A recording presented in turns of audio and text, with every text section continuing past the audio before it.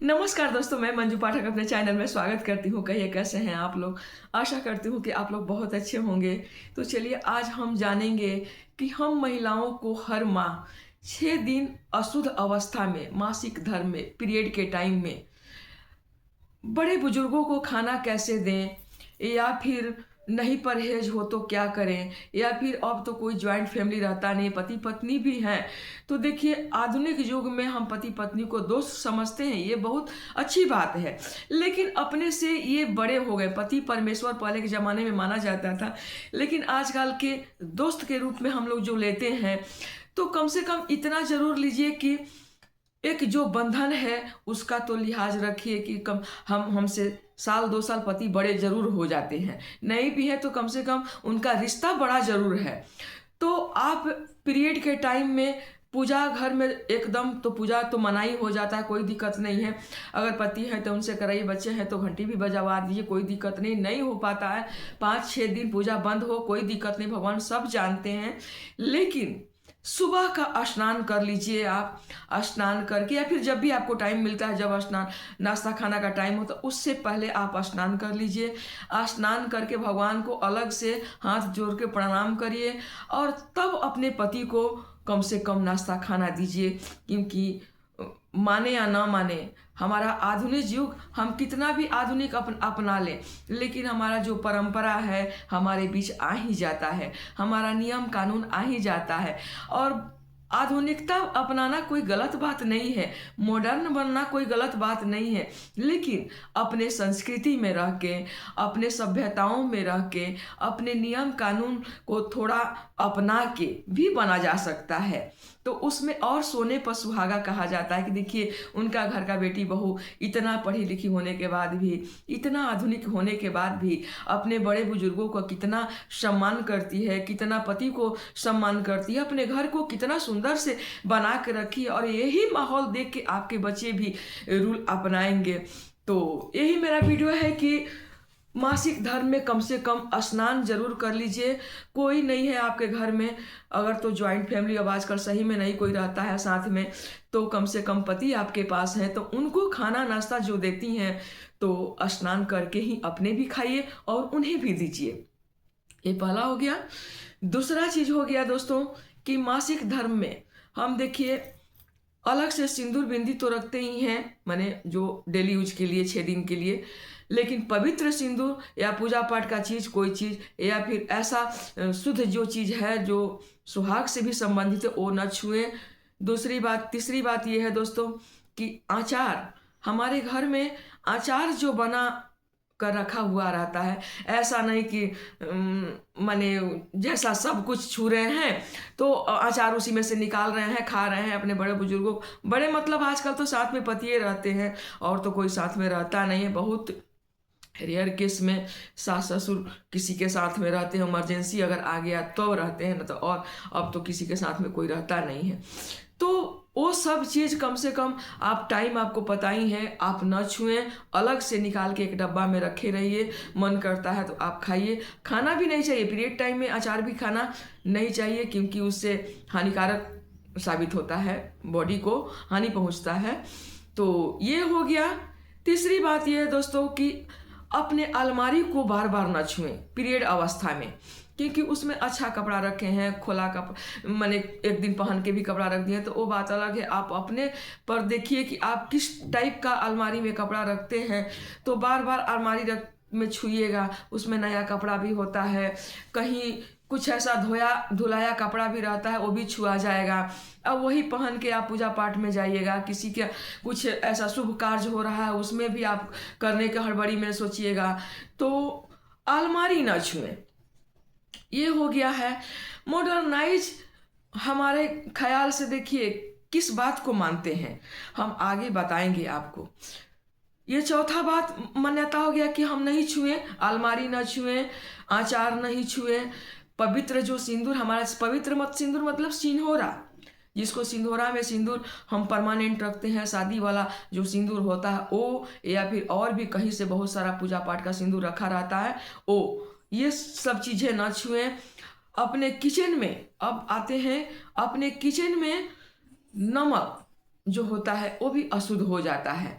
तो थोड़ा नमक अलग निकाल के रखिए। पहले के ज़माने में हम लोग तो जितना हो सकता था हम लोग ऐसे करते थे, नहीं करने से तो बड़ा बुजुर्ग तो जो हालत करते थे ना कि अब तो हम ही लोग जानते हैं। लेकिन आजकल के ज़माना में ऐसा नहीं है। लेकिन आप लोग दो ही आदमी अगर रह रहे हैं तो आप से रिश्ता में उम्र में बड़े हों या नहीं हो पति, लेकिन पद में ज़रूर बड़े हैं। उनका सुरक्षा के लिए, उनका आयु लंबी होने के लिए इन सब चीज़ों का आप ध्यान रखिए। नमक न छुइए, प्लस नमक अशुद्ध हो जाता है। तो ये सब चीज़ को आप परहेज कीजिए। और जो जैसे कि हम बड़ा बुजुर्ग हमारे घर में कोई आते हैं तो कच्चा चीज़ छूने में कोई दोष नहीं है।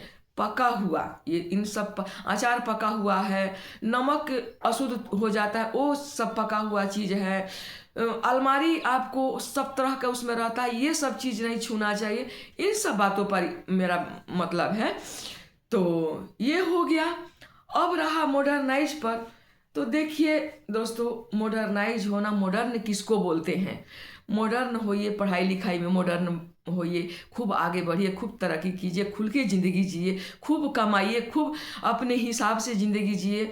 लेकिन मॉडर्न उसको नहीं बोलते हैं जो एकदम क्या बोलेंगे, अपने घर के परंपरा को इग्नोर करते जाइए। बड़ा बुजुर्ग को, उनका बात को कोई वैल्यू मत दीजिए, उनको सम्मान मत दीजिए, उनकी बात को सुनिए मत, उनको इग्नोर कीजिए। ये तो ऐसे ही बोलते हैं, ये सब कोई चीज़ नहीं होता है। होता है। हमारे पहले के ज़माने में इन सब बातों का बहुत मतलब होता था। आज इसीलिए तो जरा थोड़ा सा गौर से सोचिए कि पहले के ज़माने में सालों साल शादी को चाहे कितना भी दुख सुख हो, हमारे शादी बहुत टिकता था। और बहुत हमारे पति माने लंबी उम्र तक जिया करते थे। लेकिन आजकल के खान पान की वजह से, प्लस हमारा नियम कानून ऐसा घर में ऐसा हो जाता है, कुछ जो अपनाते नहीं हैं, हमारे पहले के परंपरा हम नहीं लेके चलते, कुछ वो भी आ जाता है इन सब बातों में। सब मिला के बात बात में तलाक हो जा रहा है, शादी टूट जा रहा है। पति का आयु या पत्नी का आयु या बच्चे का आयु आप जान ही रहे हैं कि आजकल का ज़िंदगी कितना है। लेकिन जितना भी है, कम से कम उतना सुरक्षित रखने के लिए हम अपने बड़ों बुजुर्गों का नियम कानून कुछ पल सुन के, समझ के फॉलो करें, कुछ अपनाएं। जितना हमसे हो सकता है उतने ही करें।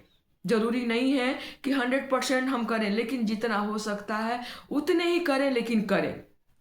ये पुराना नियम कोई बेकार नहीं है। हमारे सदियों से मानते आए हैं पुराने लोग, और हमें समझाते आए हैं, और हम भी अपने परंपरा को मानते आए हैं। लेकिन हमारे बच्चे क्या हो गया है, जो सब कुछ भूलते जा रहे हैं। और बूढ़ा बुजुर्ग को कुछ समझते नहीं है कि वो ऐसे ही बोल रहे हैं, उनका बात, ये कोई नियम नहीं है, वो कोई कानून नहीं है। पूजा पाठ, भगवान, ऐसा नास्तिक विचार लाते हैं मन में कि भगवान तो है ही नहीं।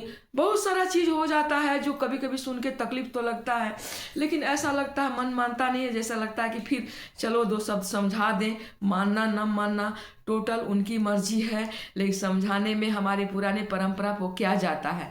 तो हमारे बच्चियाँ, आप लोगों से देखिए क्या बोले, रिक्वेस्ट यही है कि आप लोग समझिए थोड़ा बात को। अगर इन सब पीरियड टाइम में पति को बिना नहाए खाना देती हैं, सास ससुर को देती हैं, तो ये पति का आयु बहुत कम होने लगता है। पीरियड टाइम में सिंदूर लगाती हैं, सब चीज़ छूती हैं, अलमारी में कुछ उन सब नियम का पालन छूने जाती हैं, सब वही छुआछूत वाला कपड़ा आप पूजा पाठ के में पहन के चली जाती हैं। तो इन सब चीज़ों से भी पति का आयु कम होने लगता है। और हमारा नियम कानून भगवान समझते हैं, किसके घर में ये तो कुछ समझती नहीं है, लक्ष्मी माता नारुष्ट हो जाती हैं और हमारे घर से चली जाती हैं।